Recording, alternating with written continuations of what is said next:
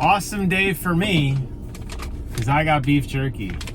Not such an awesome day for Concord, as that game got 86 today in a very, very unceremonious blog post from Sony, basically saying, yeah, the game didn't really work out. Here's a full refund for everybody who bought it digitally across any digital platform, Epic, Steam, PlayStation Store. If you bought it physically, good luck. Maybe you can get a refund, maybe you can't. We'll reconvene at a later date or not. It didn't live up to our quality standards, whatever that means, and have a nice one. I feel bad for a lot of people involved in this, but this is one of those, like, I told you so kind of things. I mean, I'm not going to do any revisionist history. You go back and watch my original review when I played the open beta. It was like a month ago now. And I said it was fun. I enjoyed it. I debated getting it.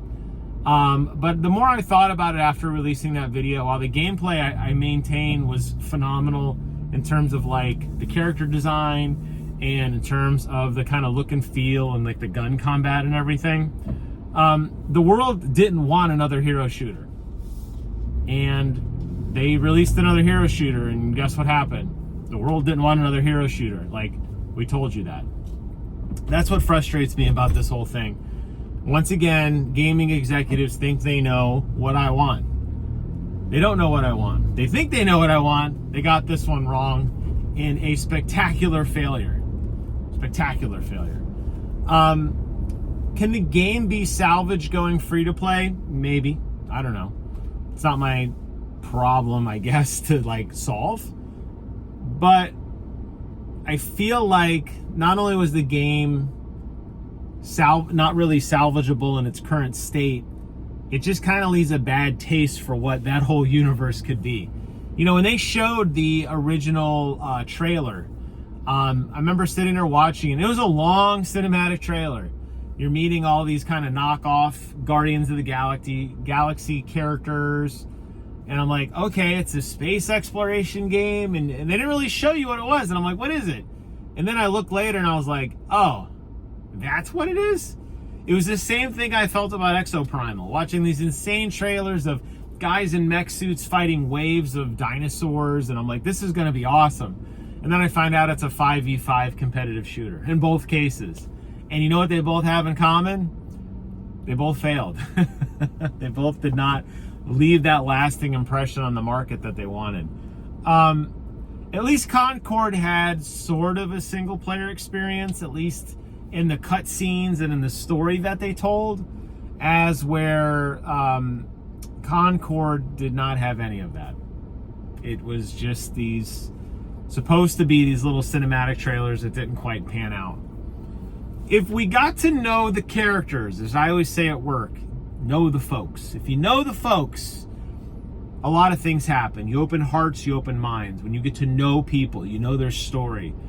When you get to relate to them. Concord didn't have any of that.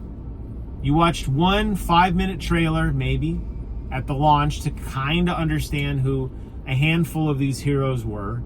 And then you're thrown into a universe where you're supposed to pick your favorite based on, I guess, a relationship that you would form with them, or because they look cool. I don't know. You know, Overwatch went through the same thing too. And the only reason Overwatch really worked was because it was the first one to do it.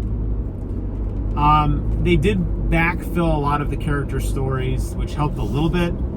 But, you know, until you get to know the characters, right? You don't really get to relate to them.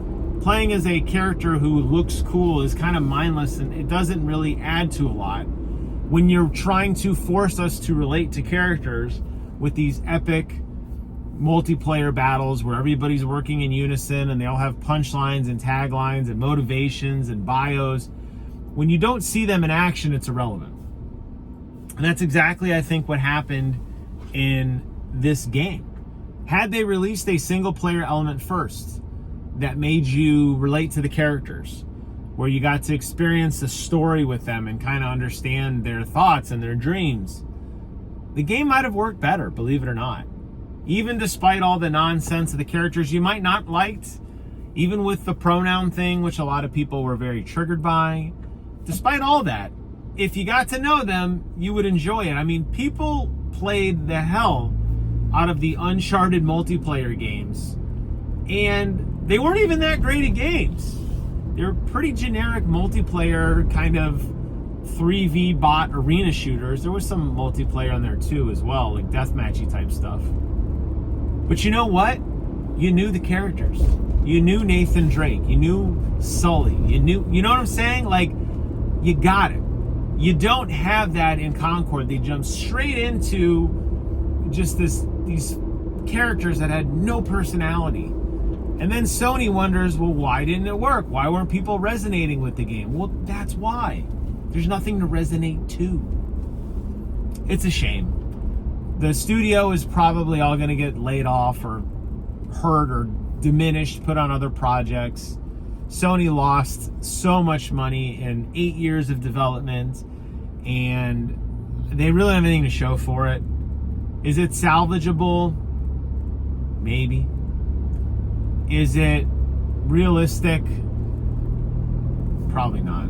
I think we'll never see Concord again. I think the universe, the art style, the music, the character design all fades into the nether, and Sony just Men in Blacks us. We forget about the whole thing like it never happened, and we move on with our lives. The real question is, did Sony learn from this? I think we know that answer.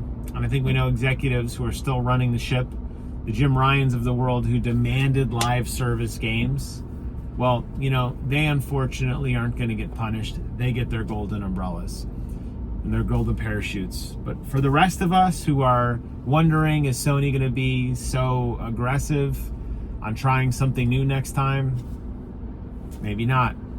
This didn't work out, but it's clear to anybody who was involved in any of the early criticism of this game, it probably wasn't going to. It's a shame, but chalk up an L for Sony.